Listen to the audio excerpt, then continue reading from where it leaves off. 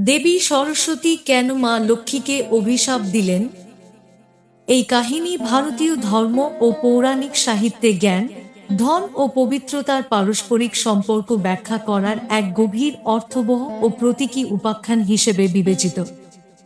মা সরস্বতী, মা লক্ষ্মী ও মা গঙ্গা, এই তিন দেবী মানব জীবনের তিনটি অত্যন্ত গুরুত্বপূর্ণ স্তম্ভের প্রতীক। যেখানে দেবী সরস্বতী বিদ্যা, বুদ্ধি, বিবেক ও কলার অধিষ্ঠাত্রী, সেখানে দেবী লক্ষ্মী ধন, ঐশ্বর্য, বৈভব ও সমৃদ্ধির দেবী। মা গঙ্গাকে পবিত্রতা, শুদ্ধতা ও মোক্ষের প্রতীক হিসেবে মানা হয়। এই তিন শক্তি ছাড়া মানব জীবন অসম্পূর্ণ বলে বিবেচিত। তবে পৌরাণিক কাহিনীতে এমন এক ঘটনাও বর্ণিত আছে, যেখানে এই তিন দেবীর মধ্যে শ্রেষ্ঠত্ব নিয়ে বিরোধ সৃষ্টি হয় এবং যার ফলে শাপ ও প্রতিশাপের ঘটনা ঘটে। এই কাহিনী কেবল একটি ঘটনার বিবরণ নয়, বরং এর গভীরে লুকিয়ে আছে জীবন দর্শন ও চিরন্তন সত্য। এই কাহিনীর সূচনা হয় ব্রহ্মলোকে। ব্রহ্মলোক সেই দিব্য স্থান যেখানে সৃষ্টির সর্বোচ্চ চেতনা ও জ্ঞানের বাস বলে বিশ্বাস করা হয়। একদিন মা সরস্বতী তাঁর শান্ত, সৌম্য ও দিব্য রূপে ব্রহ্মলোকে বিরাজমান ছিলেন এবং তাঁর মধুর বীণা বাজাচ্ছিলেন। বীণার সুরে সমগ্র লোক আলোকিত হচ্ছিল এবং পরিবেশে জ্ঞান, শান্তি ও সাত্ত্বিকতার সঞ্চার হচ্ছিল। ঠিক সেই সময় সেখানে দেবী লক্ষ্মীর আগমন ঘটে। দেবী লক্ষ্মী স্বভাবসিদ্ধ ভক্তিভরে মা সরস্বতীকে প্রণাম করেন এবং তার পাশে বসে কথোপকথনে লিপ্ত হন। শুরুতে এই আলোচনা ছিল অত্যন্ত মধুর ও সৌহার্দ্যপূর্ণ, কিন্তু ধীরে ধীরে তা মতবিরোধে রূপ নিতে থাকে। কথোপকথনের এক পর্যায়ে মা সরস্বতী দেবী লক্ষ্মীকে বলেন যে ধনের স্বভাব চঞ্চল। ধন কখনোই এক স্থানে স্থায়ী হয় না। যেখানে ধন থাকে সেখানে অস্থিরতাও দেখা দিতে পারে।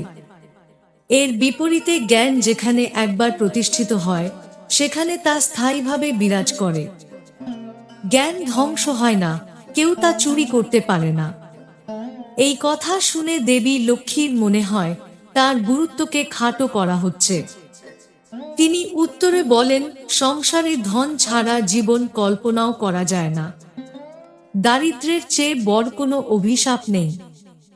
ধন ছাড়া ধর্মকর্ম, যজ্ঞ, দান কিংবা সেবামূলক কাজ সম্ভব নয়।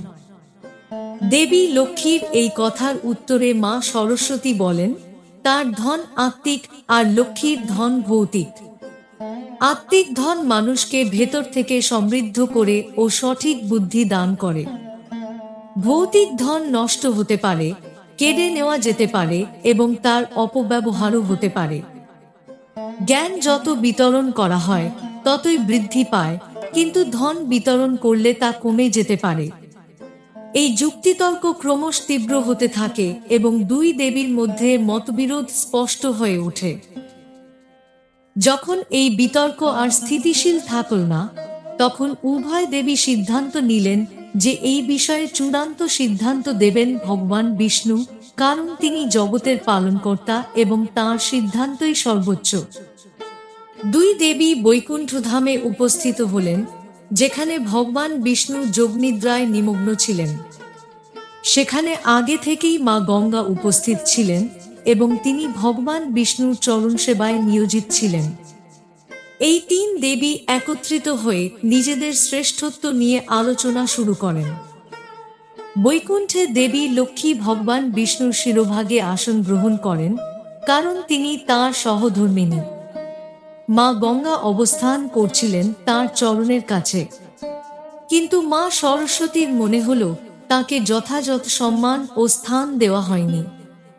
এতে তার মনে গভীর ক্রোধের উদ্রেক হয়। তার মনে হয় জ্ঞানকে ধনের তুলনায় কম গুরুত্ব দেওয়া হচ্ছে। এই ক্রোধের বশবর্তী হয়েই তিনি দেবী লক্ষ্মীকে শাপ দেন যে তাঁকে পৃথিবীতে তুলসী রূপে জন্মগ্রহণ করতে হবে এবং বিরহ ও তপস্যার জীবন যাপন করতে হবে। মা সরস্বতীর এই শাপে দেবী লক্ষ্মী অত্যন্ত কষ্ট পেলেন। সেই সময় মা গঙ্গা ক্রুদ্ধ হয়ে মা সরস্বতীকে শাপ দেন যে তাকে পৃথিবীতে নদী রূপে প্রবাহিত হতে হবে। এর প্রতিউত্তরে মা সরস্বতী দেবী গঙ্গাকে শাপ দেন যে তাকে পৃথিবীতে পাপীদের পাপ ধৌত করতে হবে। এভাবেই শাপ ও প্রতিশাপের ধারা চলতে থাকে। এই পরিস্থিতি দেখে মা কালী আবির্ভূত হন এবং তিনি দেবী পরমেশ্বরীর কাছে প্রশ্ন করেন যে এসব কি ঘটছে। দেবী পরমেশ্বরী মৃদু হেসে উত্তর দেন যে এটি কোনো সাধারণ ঘটনা নয়, বরং এটি ধন ও জ্ঞানের চিরন্তন দ্বন্দ্ব। এই সংঘর্ষ সৃষ্টির শুরু থেকেই বিদ্যমান এবং সৃষ্টির শেষ পর্যন্ত তা চলতে থাকবে। ধন বা জ্ঞান কোনোটি একা সম্পূর্ণ নয় যতক্ষণ না তাদের মধ্যে ভারসাম্য থাকে। কিছু সময় পর ভগবান বিষ্ণু যোগনিদ্রা থেকে জেগে উঠলে তিনি সমগ্র ঘটনার তাৎপর্য বুঝতে পারেন। তিনি দেবী লক্ষ্মীকে সান্ত্বনা দিয়ে বলেন যে এটি সবই বিধির বিধান। রাজা ধর্মধ্বজের তপস্যার ফলস্বরূপ তাকে পৃথিবীতে তুলসী রূপে অবতার নিতেই হতো। তুলসী রূপে তিনি কঠোর তপস্যা করেন এবং শেষে শালগ্রাম রূপে ভগবান বিষ্ণুর সঙ্গে তাঁর দিব্য বিবাহ সম্পন্ন হয়। এই কারণেই আজও প্রতিটি বৈষ্ণব গৃহে তুলসী পূজনীয়।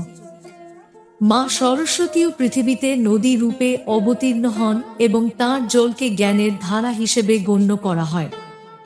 বহু স্থানে সরস্বতী নদীকে অদৃশ্য রূপে প্রবাহিত বলা হয়, যা এই প্রতীক বহন করে যে জ্ঞান সবসময় দৃশ্যমান না হলেও তার প্রভাব গভীর ও বিস্তৃত।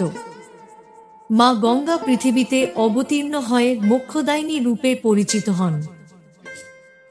পাপীদের পাপ ধৌত করার দায়িত্ব আসলে মানুষকে শুদ্ধি ও আত্মিক উন্নতির পথে নিয়ে যায়। এই কাহিনীর ধর্মীয় ও আধ্যাত্মিক গুরুত্ব অত্যন্ত গভীর। এটি কেবল দেবীদের বিরোধের গল্প নয়, বরং মানব জীবনের মৌলিক প্রশ্নগুলিকে উন্মোচিত করে। জ্ঞান, ধন ও পবিত্রতা এই তিনটিরই জীবনে সমান প্রয়োজন রয়েছে। যদি কারো কাছে কেবল ধন থাকে কিন্তু জ্ঞান না থাকে, তবে সেই ধন তার সর্বনাশের কারণ হতে পারে।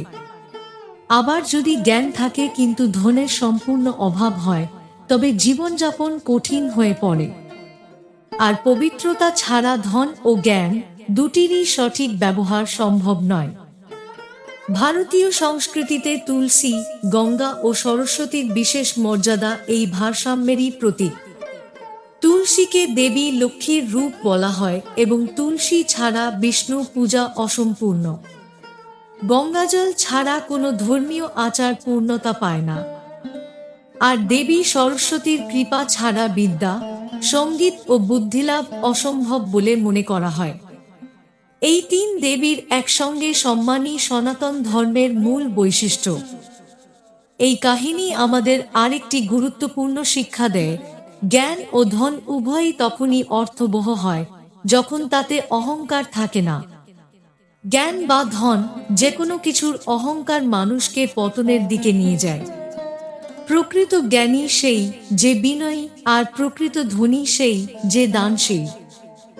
জ্ঞান ও ধন যখন লোককল্যাণে ব্যবহৃত হয়, তখনই তাদের আসল মূল্য প্রকাশ পায়। সবশেষে বলা যায়, এই কাহিনী আমাদের জীবনে ভারসাম্যের গুরুত্ব শেখায়। যেমন সৃষ্টিতে তুলসী, গঙ্গা ও সরস্বতীর স্থান আলাদা হলেও তারা সমানভাবে পূজিত, তেমনি আমাদের জীবনেও ধন, জ্ঞান ও পবিত্রতার সমতা অপরিহার্য। এই ভারসাম্যই মানুষকে এক উন্নত, সফল ও আধ্যাত্মিকভাবে সমৃদ্ধ জীবনের পথে পরিচালিত করে। এই পৌরাণিক কাহিনী আমাদের স্মরণ করিয়ে দেয় যে কোনো শক্তি এককভাবে সম্পূর্ণ নয় এবং সত্য, বিনয় ও ভারসাম্যই জীবনের প্রকৃত চাবিকাঠি।